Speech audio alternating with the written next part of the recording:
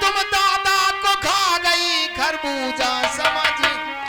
प्रकाश जी, जोगी फकीर मर रहे, हाँ? जोगी फकीर मर रहे भगवान के वास्ते, और बुढ़ौना मर रहा तुम्हारी दुकान के। प्रकाश जी, जिसको मैंने दिल दिया था उसके बारे में मैं बता रही हूँ। विशाल की बात कर रही हो?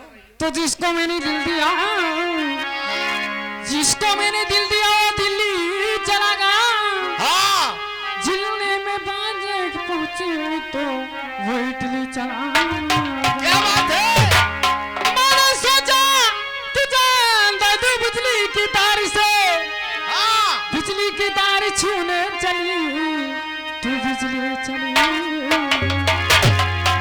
कहते बेवफा लोग तो, बेवफा लोग तो रस्म वफा को भूल गए, दिया जो दर्द तो उसकी दवा को भूल गए। करवटे लेते लेते रात गुजर जाती है, हाँ? और तुम्हारे सर की कसम नींद नहीं आती है। प्रकाश जी, समय बहुत कम है, काम ज्यादा है। एक छोटी सी गजल, उसके बाद मेरी पार्टी का कार्यक्रम देखिए।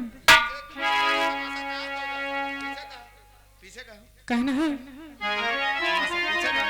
तो कोई कहता है हिंदू बुरा है, तो कोई कहता है हिंदू बुरा है, तो कोई कहता है ये मुसलमान बुरा है।